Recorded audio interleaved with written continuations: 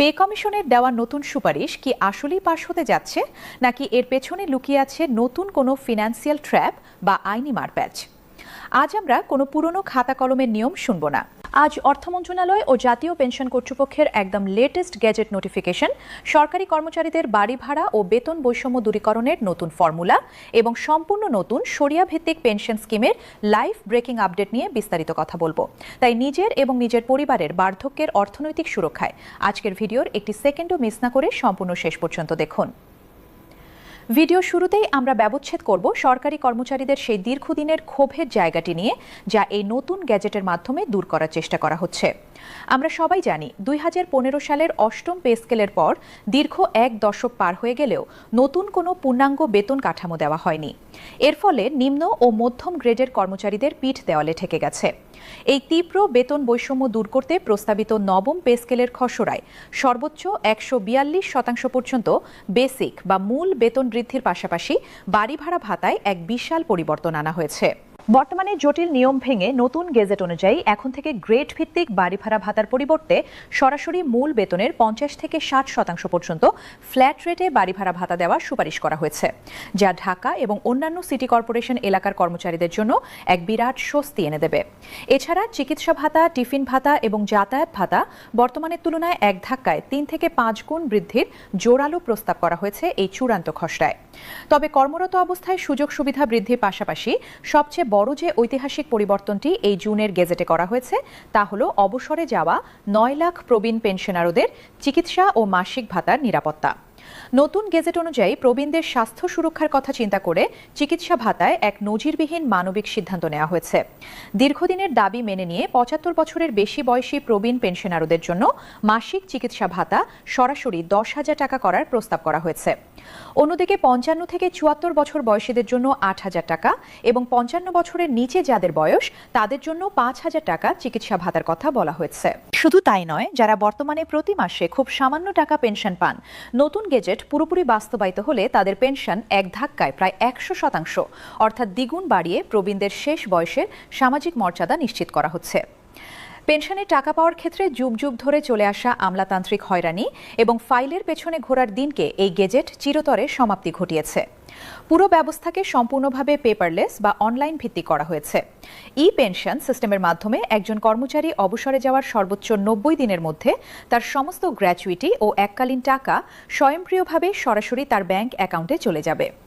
নতুন নিয়মে কোনো কর্মকর্তা যদি ইচ্ছাকৃতভাবে পেনশনের ফাইল আটকে রাখেন বা সই করতে দেরি করেন, তবে তার বিরুদ্ধে বিভাগীয় শাস্তিমূলক ব্যবস্থার কঠোর আইনি ধারা যুক্ত করা হয়েছে। এছাড়া কোনো পেনশনারের আকস্মিক মৃত্যুতে তার নমিনি বা নির্ভরশীল স্ত্রী সন্তানেরা যাতে কোনো দালালের খপ্পরে না পড়ে, সেজন্য সম্পূর্ণ এনআইটি ভিত্তিক ডিজিটাল ট্রান্সফার এবং অনলাইন সাকসেশন সার্টিফিকেটকে চূড়ান্ত আইনি বৈধতা দেওয়া হয়েছে, যার ফলে সর্বোচ্চ 1 মাসের মধ্যে পারিবারিক পেনশন চালু হয়ে যাবে। সরকারি খাতের এই বিশাল পরিবর্তনের পাশাপাশি দেশের সাধারণ মানুষের জন্য সমান গুরুত্ব দিয়ে সাজানো হয়েছে সর্বজনীন পেনশন স্কিমকে, জানিয়ে পুরো দেশের 4 কোটি পরিবারের মধ্যে তোলপাড় চলছে।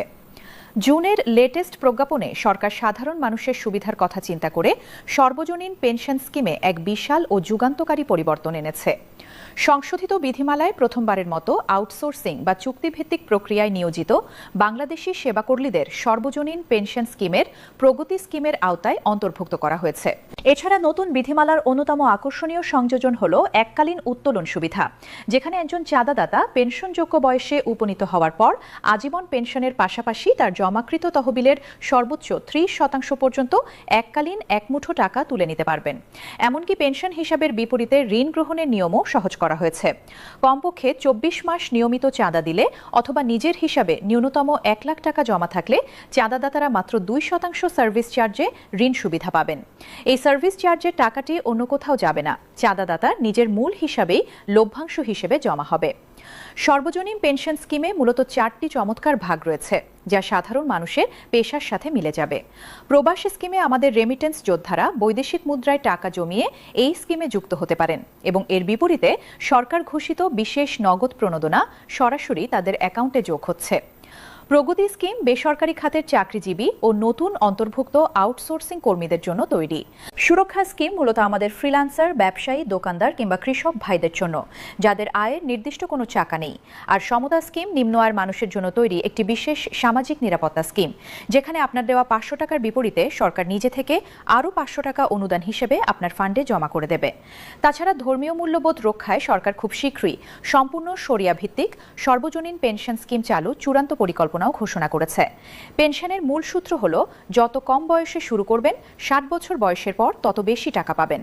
ধরুন আপনার বয়স এখন ২০ বছর, আপনি যদি প্রতি মাসে ৫,০০০ টাকা করে জমিয়ে যান, তবে ৬০ বছর বয়স হওয়ার পর থেকে মৃত্যুর আগ পর্যন্ত প্রতি মাসে নিশ্চিত ১,৪৬,০০০ টাকা করে আজীবন পেনশন পাবেন। আর আপনার বয়স যদি ৩০ বছর হয় এবং আপনি মাসে ৩,০০০ টাকা করে জমান, তবে ৬০ বছর বয়সের পর প্রতি মাসে প্রায় ৩৭,৩98 টাকা করে আজীবন পেনশন পাওয়ার সুবর্ণ সুযোগ রয়েছে। সবচেয়ে বড় প্লাস পয়েন্ট হলো, এই মাসিক পেনশনের টাকার উপর সরকারকে কোনো ইনকাম ট্যাক্স বা আয়কর দিতে হবে না। এটি সম্পূর্ণ করমুক্ত। এমনকি জমার বিপরীতে আপনি কর রেয়াত বা ট্যাক্স রিবেটও পাবেন। এছাড়া সর্বজনীন পেনশন ব্যবস্থার উপর মানুষের আস্থার শতভাগ বাড়াতে Asian development bank ADB ১০০ million মার্কিন ডলারের সহজ শর্তের আর্থিক সহায়তার বড় প্রজেক্ট অনুমোদন করেছে, যা এই ফান্ডের সামগ্রিক ব্যবস্থাপনাকে শতভাগ টেকসই ও আধুনিক করবে।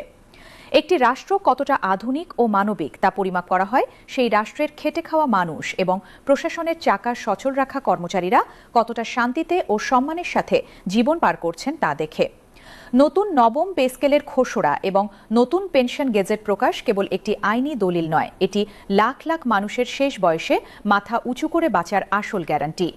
পুরনো আমলাতান্ত্রিক ব্যবস্থার অবসান ঘটিয়ে এই নতুন ডিজিটাল গেজেট লাখ লাখ মানুষের জীবনে স্বস্তি ফিরিয়ে আনবে এবং বার্ধক্যের দিনগুলোকে করবে সম্পূর্ণ স্বাধীন ও মর্যাদাপূর্ণ।